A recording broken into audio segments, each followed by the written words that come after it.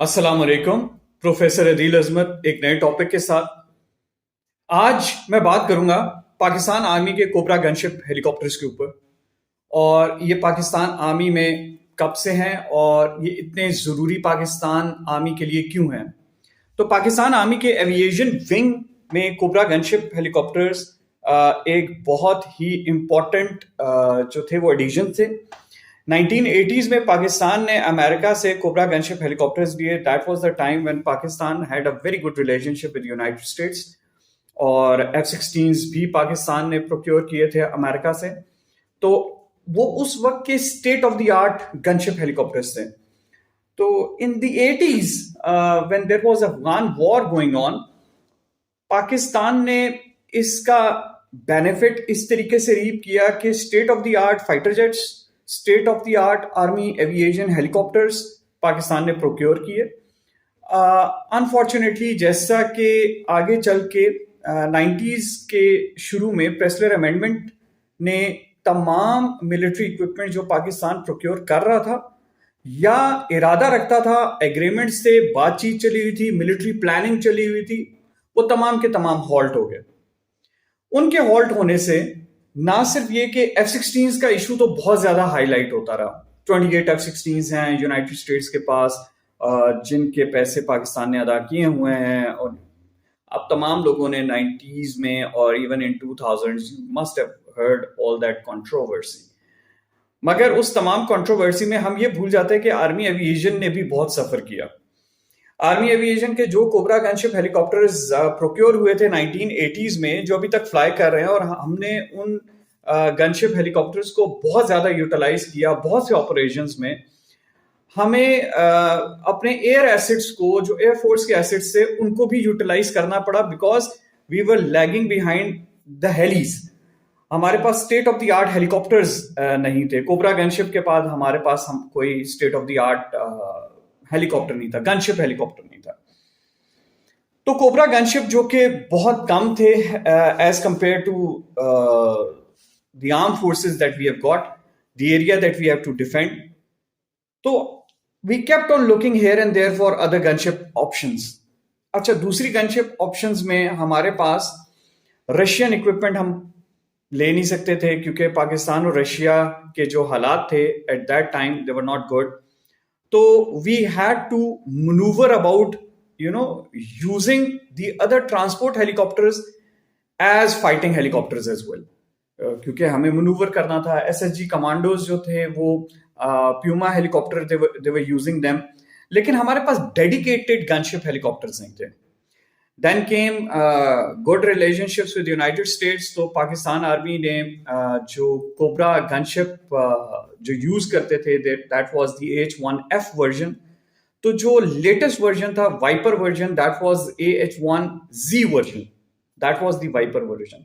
तो इसकी बात शुरू हुई और यूनाइटेड स्टेट्स से तकरीबन 12 के करीब cobra gunship state of the art latest helicopters जो कि Z वर्जन थे, AH-1Z, उनकी डील फाइनलाइज होगी।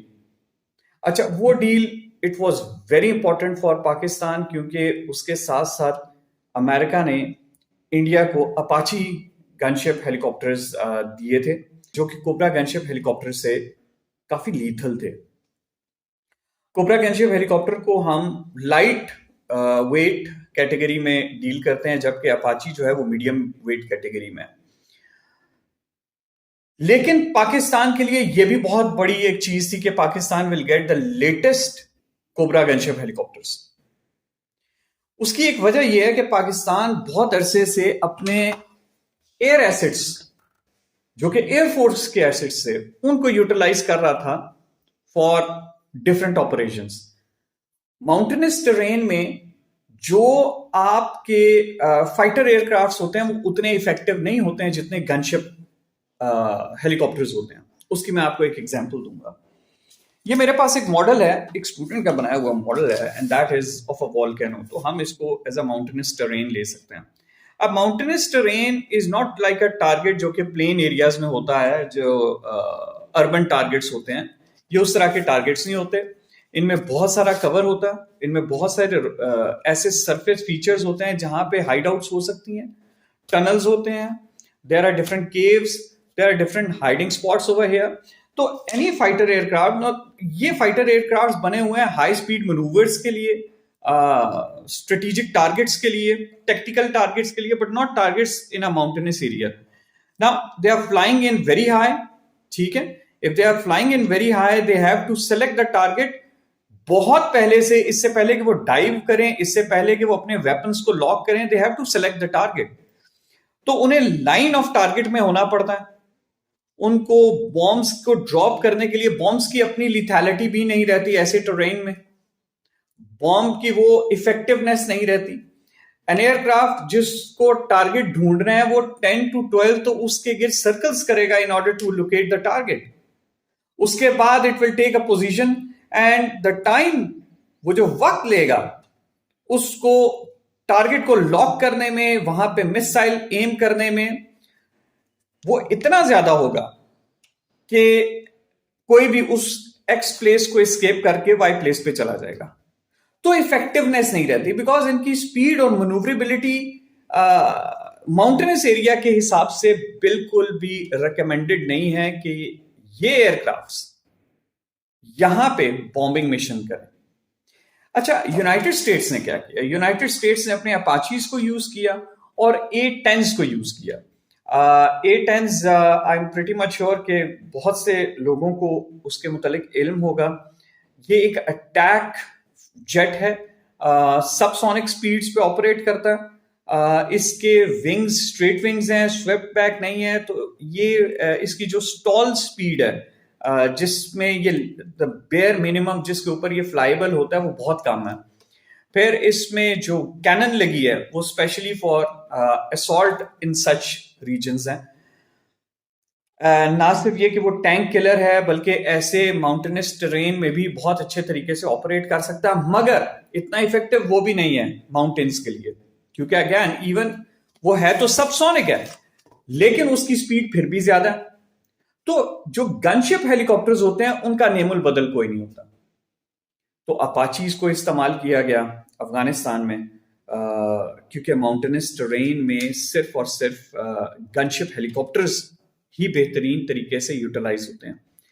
तो पाकिस्तान को ऐसे हेलीकॉप्टर्स की बहुत जरूरत थी जो कि स्टेट ऑफ द आर्ट हो, जो ऐसे टेरेन में पाकिस्तान उनको यूटिलाइज कर सके.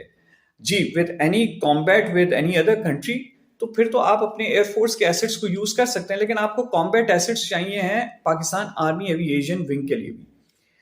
तो ये वो रीजन है जिसकी वजह से वो AH-1Z वर्जन वाइपर्स पाकिस्तान के लिए बहुत अहम थे. बहुत थोड़े थे लेकिन बहुत अहम थे, क्योंकि हमारे एसेट्स जो 1980s के हैं, वो चाहे हम जितने मर्जी अच्छे तरीके से रखें, उसकी मेंटेनेंस करें, उनकी एक नेचुरल लाइफ है.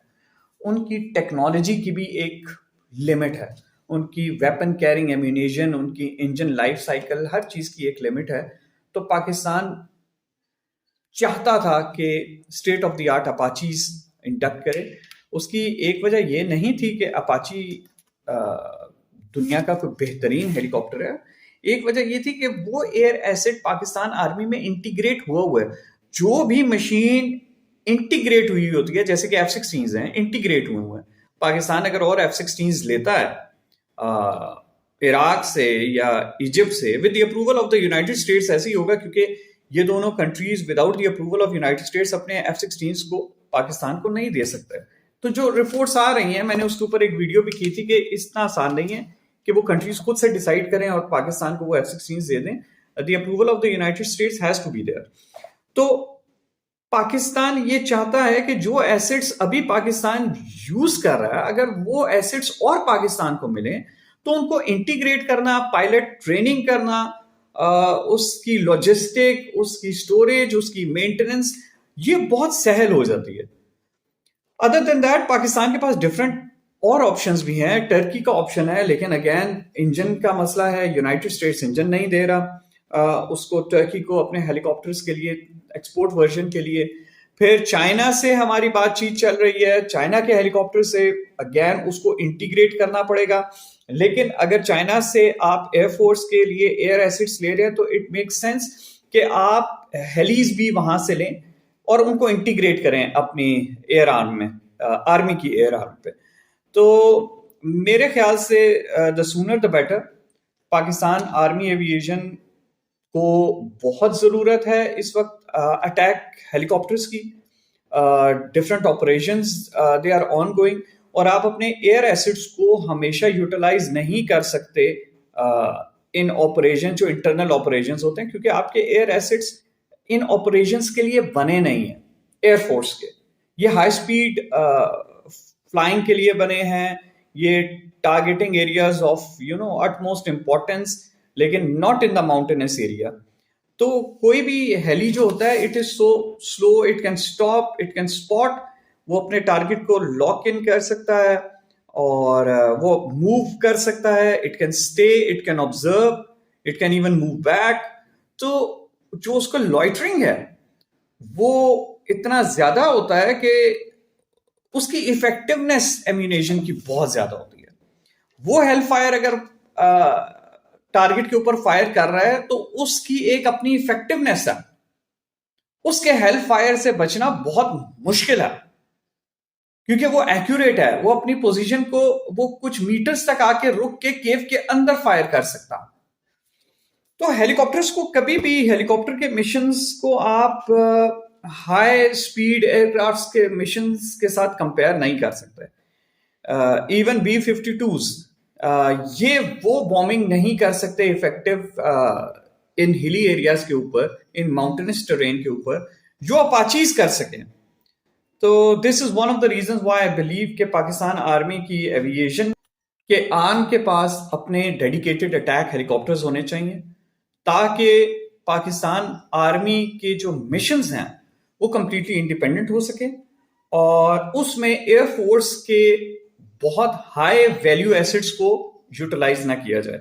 This is my belief. और हम कभी भी गनशिप हेलीकॉप्टर्स के मिशंस को दूसरे हाई स्पीड एयरक्राफ्ट के मिशंस के साथ कंपनसेट नहीं कर सकते। दोनों की अपनी इफादियत है। That's why countries have got dedicated gunship helicopters. Thank you so much.